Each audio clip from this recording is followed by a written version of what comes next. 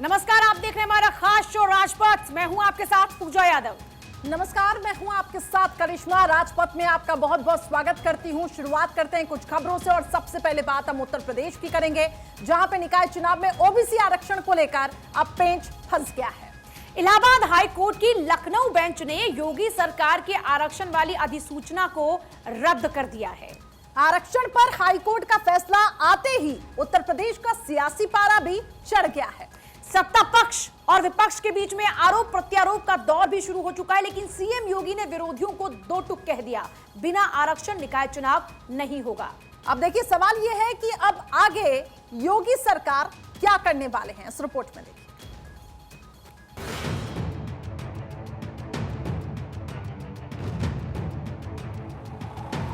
निकाय चुनाव में आरक्षण पर फंसा पेंच।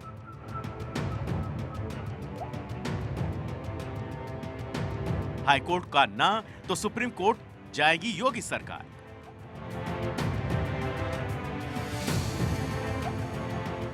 यूपी निकाय चुनाव में आरक्षण का पेंच फंस गया है। उत्तर प्रदेश में सत्ता का सेमीफाइनल कहे जाने वाले निकाय चुनाव पर अब कोर्ट का हंटर चला है। हाईकोर्ट का ऐसा फैसला आया न तो बीजेपी से कुछ कहते बन रहा है, न ही विपक्ष से, क्योंकि फैसला इलाहाबाद हाईकोर्ट की लखनऊ बेंच ने लिया। यूपी में अगले साल निकाय चुनाव होना है और उत्तर प्रदेश सरकार ने निकाय चुनाव में ओबीसी आरक्षण को लेकर 5 दिसंबर को अधिसूचना जारी की थी, लेकिन उस अधिसूचना पर विवाद हो गया और मामला हाईकोर्ट तक पहुंच गया। निकाय चुनाव में ओबीसी आरक्षण के खिलाफ 93 याचिकाएं दाखिल कर दी गई।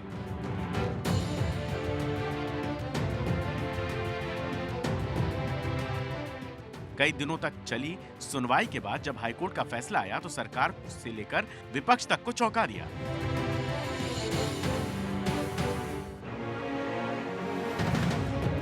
इलाहाबाद हाईकोर्ट की लखनऊ बेंच ने निकाय चुनाव में ओबीसी आरक्षण वाली अधिसूचना को रद्द कर दिया, यानी अब उत्तर प्रदेश में निकाय चुनाव का कोई भी सीट आरक्षित नहीं है। फैसले के मुताबिक अब यूपी में निकाय चुनाव में सभी सीटें जनरल कैटेगरी में मानी जाएंगी। नगर निकाय चुनावों को लेकर के हाईकोर्ट के आए हुए फैसले के बाद उत्तर प्रदेश की सियासत में घमासान मचा हुआ है। विपक्ष लगातार सरकार पर हमलावर है, तो सरकार लगातार इस बात का दावा कर रही है कि नगर निकाय के चुनाव में ओबीसी आरक्षण के बगैर वो चुनाव नहीं करवाएगी और इसके लिए जरूरी हुआ तो सुप्रीम कोर्ट का दरवाजा भी खटखटाएगी। हाईकोर्ट के फैसले के बाद लखनऊ से दिल्ली तक सियासी गलियारे में तूफान आ गया है। आनंद फानंद में सीएम योगी ने अधिकारियों की बैठक बुला ली है। सूत्रों के मुताबिक हाईकोर्ट के फैसले पर चर्चा हुई। यूपी सरकार ओबीसी आरक्षण के बिना निकाय चुनाव कराने को तैयार नहीं है, लेकिन हाईकोर्ट बिना देर किए तुरंत चुनाव कराने का आदेश भी दे चुका है। ऐसे में योगी सरकार हाईकोर्ट के फैसले के खिलाफ अब सुप्रीम कोर्ट जाने की तैयारी में है। हाईकोर्ट के फैसले के बाद यूपी सरकार ने ओबीसी आयोग का गठन कर दिया है। माननीय योगी आदित्यनाथ जी इस बात के लिए पूरी तरह संकल्पबद्ध हैं कि जो भी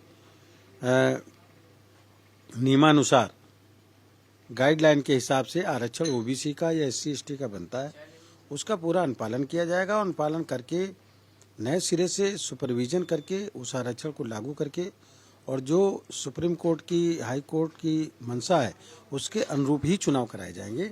आरक्षण ओबीसी को और अनुसूचित जाति जनजाति को देते हैं। यूपी में निकायों का कार्यकाल 31 जनवरी 2023 को खत्म हो रहा है, लेकिन हाईकोर्ट ने निकाय चुनाव में ट्रिपल टेस्ट के बाद ही ओबीसी आरक्षण देने की बात कही है।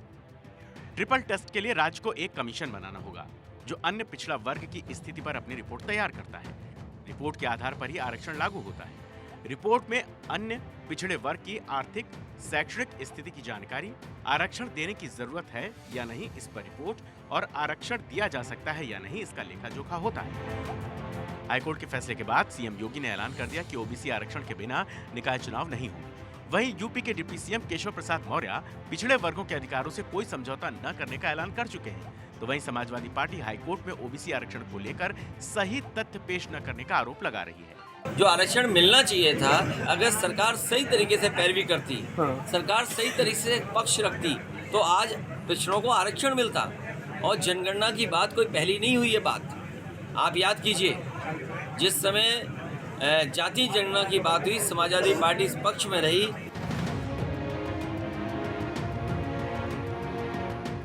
निकाय चुनाव में ओबीसी आरक्षण को लेकर सियासत हाई है, तो यूपी की योगी सरकार भी सुप्रीम कोर्ट जाने का मन बना चुकी है। यानी निकाय चुनाव ओबीसी आरक्षण को लेकर बीजेपी पूरी तरह से तैयार है और अंतिम समय तक लड़ाई लड़ने के लिए पूरा जोर लगा रही है। Bureau report, Bharat 24। नगर निकाय चुनाव में एक तरफ जहां सरकार का दावा यह है कि ओबीसी आरक्षण को लागू कराकर ही रहेंगे, इसके लिए सुप्रीम कोर्ट का दरवाजा खटखटाना पड़ा तो उसके लिए भी तैयार है।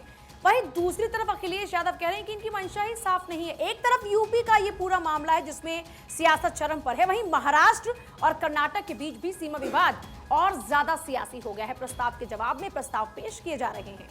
जमीन के बदले जमीन लेने का प्रण भी किया जा रहा है। विवाद इतना बढ़ गया है कि कर्नाटक और महाराष्ट्र सीमा में धारा 144 लगा दी गई है। दूसरी तरफ महाराष्ट्र के सीएम शिंदे विधानसभा प्रस्ताव पेश कर बेलगावी समेत 865 मराठी भाषा गांवों को महाराष्ट्र में शामिल करने का संकल्प भी उन्होंने लिया है। देखिए,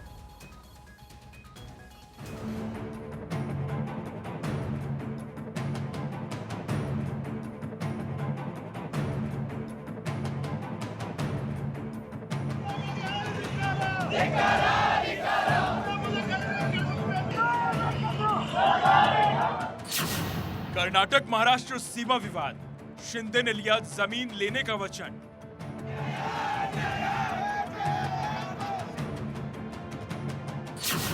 सीमा विवाद पर राजनीति भारी, प्रस्ताव के जवाब में प्रस्ताव।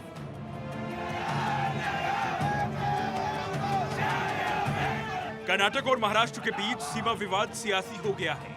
केंद्र सरकार की चेतावनी के बाद भी दोनों तरफ से सियासत हाई है।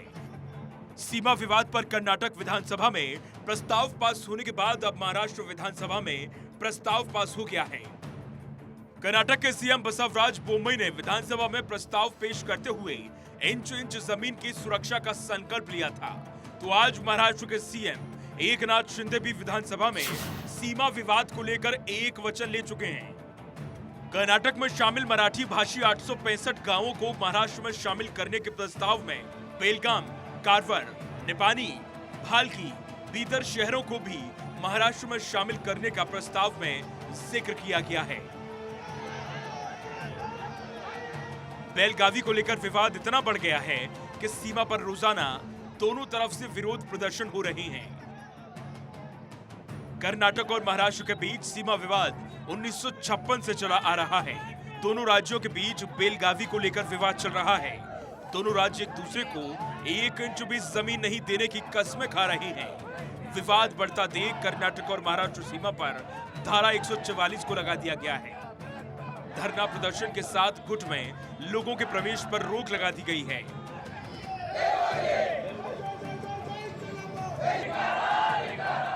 I think it is more of a message to the central government that this must act to make sure that Karnataka government does not create disturbances in the border areas.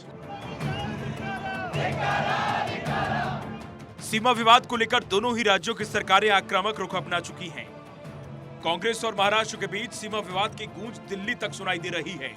Karnataka में अगले साल विधानसभा चुनाव है, ऐसे में बोम्मई सीमा विवाद को सुलझाने में लगे हैं, जबकि महाराष्ट्र के विपक्षी दल इसे मराठी अस्मिता से जोड़कर विवाद को हिंसक बनाने में जुटे हैं। सीमा विवाद को निपटाने के लिए दोनों राज्यों के सीएम केंद्रीय गृह मंत्री अमित शाह के साथ बैठक भी कर चुके हैं। मामला सुप्रीम कोर्ट में है, लेकिन इसके बाद भी सीमा पर हिंसा की आग भड़काने के लिए सियासत जारी है। दोनों राज्यों के बीच सीमा विवाद को लेकर कड़वाहट इतनी बढ़ गई है कि कर्नाटक में महाराष्ट्र की बसों पर आए दिन हमले हो रहे हैं, तो महाराष्ट्र के नेता बेलगामी जाने का माहौल और खराब करने में जुटे हैं। तो देखिए, ये तो थी सीमा विवाद पर राजनीति। अब आगे बढ़ते हैं, रुक करते हैं अगली खबर का। जो कभी अखिलेश को यूपी का सीएम बनवाने की कस्में खा रहे थे, आज उस चच्चा की एंट्री लखनऊ के समाजवादी पार्टी के दफ्तर में बैन कर दी गई है। जी हाँ, ये वही नेता हैं जो खुद को कहा करते थे कि मैं हनुमान जी की तरह अखिलेश के लिए काम करूंगा, लेकिन आज इन्हीं का उस पार्टी के दफ्तर में आना बैन हो गया। सवाल ये है कि आखिर ऐसा हुआ क्या जिसके साथ अखिलेश सियासत में लगातार जिस तरीके से अपनी राजनीति कर रहे हैं, उसी गलियारे में गोते वो लगा रहे थे। विधानसभा चुनाव के बाद कड़वाहट इतनी ज्यादा बढ़ गई कि अब एक दूसरे का चेहरा तक वो देखना नहीं चाहते हैं। देखिए कौन सा है वो नेता।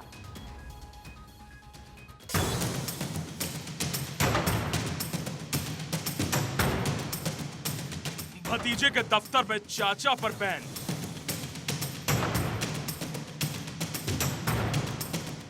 पोस्टर वार पर लाल हुए ओम प्रकाश राजभर। लखनऊ में समाजवादी पार्टी के दफ्तर में ओम प्रकाश राजभर की एंट्री पर बैन लगा दिया गया है। लखनऊ में समाजवादी पार्टी के दफ्तर के बाहर लगे इस पोस्टर को जरा गौर से देखिए। एक तरफ सुलहदेव भारतीय समाज पार्टी के अध्यक्ष ओपी राजभर की तस्वीर लगी है, तो साथ ही लिखा है कि ओम प्रकाश राजभर जी का समाजवादी पार्टी कार्यालय में आना प्रतिबंधित है। समाजवादी पार्टी के कार्यालय के बाहर एक पोस्टर लगाया गया और उस पोस्टर के अंदर ओम प्रकाश राजभर को, जो कुछ दिनों पहले विधानसभा चुनाव के दौर में खुद को जो है अखिलेश यादव के साथ संबद्ध, अखिलेश यादव को मुख्यमंत्री बनाने का दावा करते थे, उनको पार्टी मुख्यालय के अंदर आना प्रतिबंधित करने की बात जो है वो कही गई। एक समय था जब यही राजभर अखिलेश यादव के साथ गलबहियां करते फिरते थे। शिवपाल के गैर हाजिरी में अखिलेश के मुंह बोले चाचा बन बैठे थे। विधानसभा चुनाव के दौरान अखिलेश को सीएम बनाने की कस्में खा रहे थे, लेकिन विधानसभा चुनाव हारते ही अखिलेश और राजभर की राहें जुदा हो गईं और दोनों एक दूसरे की पार्टी में सेंध लगाने में जुट गए।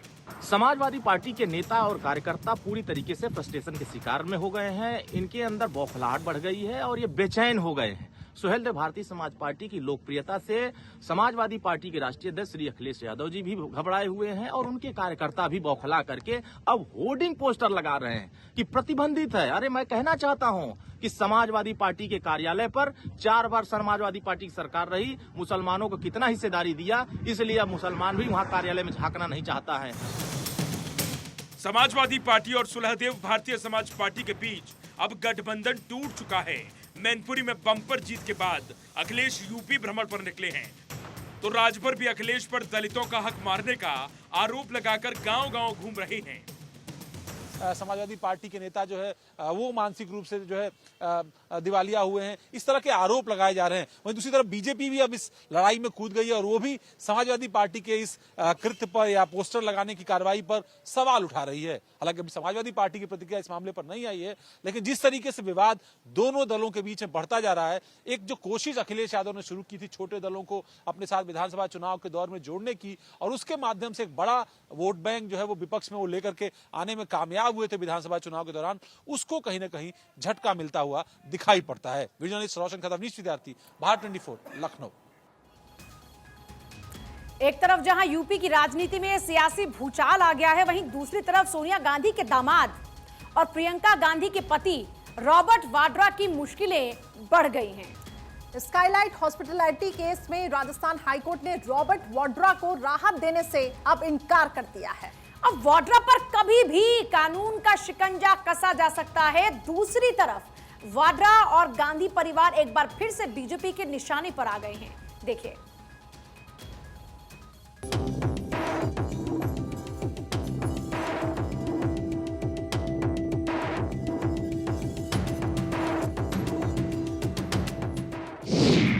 जमीन का जाल, फंस गए रॉबर्ट वाड्रा।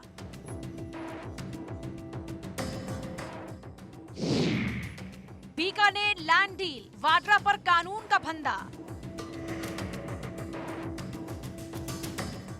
सोनिया गांधी के दामाद और प्रियंका गांधी के पति रॉबर्ट वाड्रा जमीन घोटाले में फंस गए हैं। रॉबर्ट वाड्रा की मुश्किलें एक बार फिर से बढ़ गई हैं। बीकानेर लैंड डील में वाड्रा के ऊपर अब कानून का शिकंजा कसने लगा है। राजस्थान हाईकोर्ट से वाड्रा की याचिका खारिज हो गई है। राजस्थान हाईकोर्ट में रॉबर्ट वाड्रा के स्काईलाइट हॉस्पिटैलिटी एलएलपी के खिलाफ मामले को रद्द करने से इनकार कर दिया है। राजस्थान हाईकोर्ट से वाड्रा की याचिका खारिज होते ही जयपुर से दिल्ली तक सियासत तेज हो गई। गांधी परिवार एक बार फिर से बीजेपी के निशाने पर आ गया। ये जो कट्टर पापी परिवार है, इसका काम केवल एक है,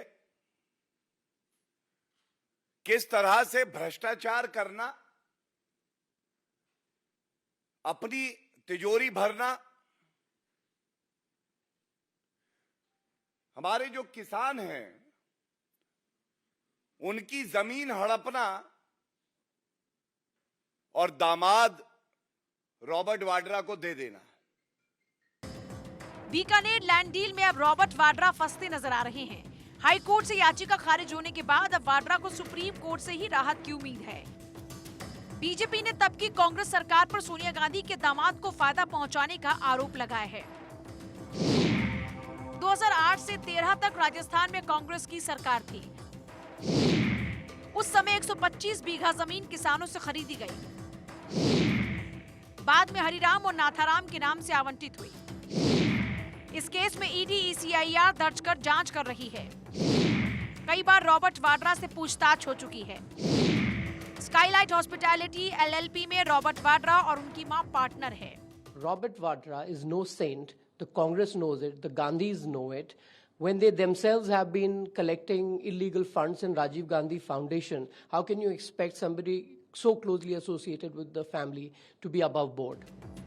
राजस्थान में 2023 में चुनाव है, लेकिन उससे पहले रॉबर्ट वाड्रा जमीन केस में राजस्थान हाईकोर्ट का फैसला कांग्रेस के लिए टेढ़ी खीर बन सकता है। Bureau report, Bharat 24। चेहरा प्रभावशाली, दावेदारी कमजोर। संख्या बल से नीतीश की दावेदारी सबसे कमजोर। हालांकि नेता और सामाजिक समीकरण के नाते नीतीश है मजबूत उम्मीदवार। वहीं प्रधानमंत्री मोदी के सामने उनका चेहरा नहीं करिश्माई, फिर भी अन्यों के मुकाबले प्रभावी हैं। लेकिन सबसे कम विधायकों के चलते नीतीश की दावेदारी कमजोर पड़ रही है। हालांकि लोकसभा में उनके पास 16 सांसद, लेकिन वो भी भाजपा के ही कारण।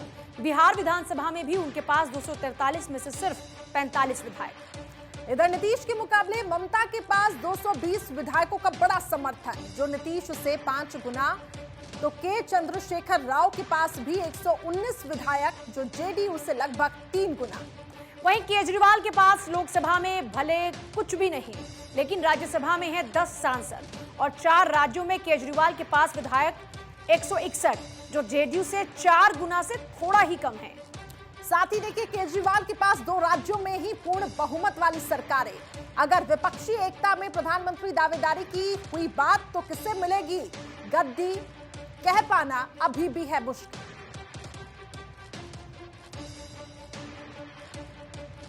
लेकिन नीतीश के मुकाबले ममता के पास 220 विधायकों का बड़ा समर्थन, जो नीतीश से 5 गुना। वहीं के चंद्रशेखर राव के पास भी हैं 119 विधायक, जो जेडीयू से लगभग 3 गुना। इसी तरीके से केजरीवाल के पास लोकसभा में भले ही कुछ ना हो, लेकिन राज्यसभा में 10 सांसद हैं, 2 राज्यों में सरकारें हैं। 4 राज्यों में केजरीवाल के पास विधायकों में संख्या 161, जेडीयू से ये 4 गुना से थोड़े सी ही कम। चेहरा प्रभावशाली, दावेदारी कमजोर। केजरीवाल के पास 2 राज्यों में पूर्ण बहुमत वाली सरकारें भी हैं।